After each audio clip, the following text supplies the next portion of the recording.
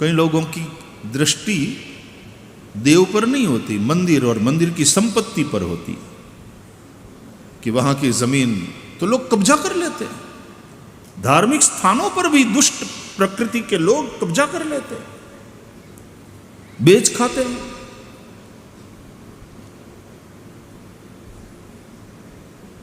तो उस व्यक्ति का उस जमीन के लिए या तो वहां के स्ट्रक्चर के लिए जो एक लगाव है, आसक्ति है, उसमें कहीं प्रेम नहीं है।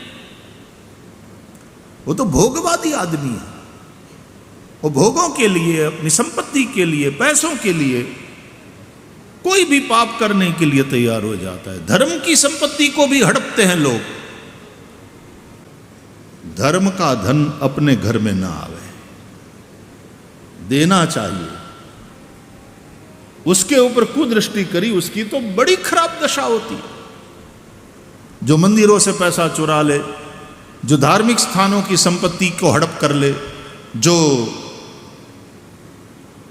ब्राह्मणों से, साधु संतों से लूटफाट करके पैसा ले जाए, उनकी तो क्या दशा होती है खराब। फिर भगवान ने कहा कि यदि जहर पचे तो पचे, लेकिन धर्म का चोरी किया हुआ धन कभी नहीं पचता।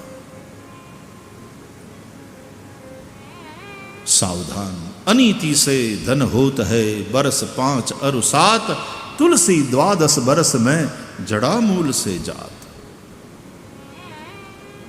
शरीर तो यहीं छूट जाता है, यहीं पड़ा रहता है, लेकिन कभी कभी इहलोक में, इसी जन्म में, और इस जन्म में नहीं तो परलोक में उसका दंड अवश्य मिलता है, मिलता है, मिलता है। भोगना ही पड़ता है। अवश्यमेव भोक्तव्यम कृतम कर्म शुभाशुभम। इसलिए अपने कर्म की जिम्मेदारी अपनी है।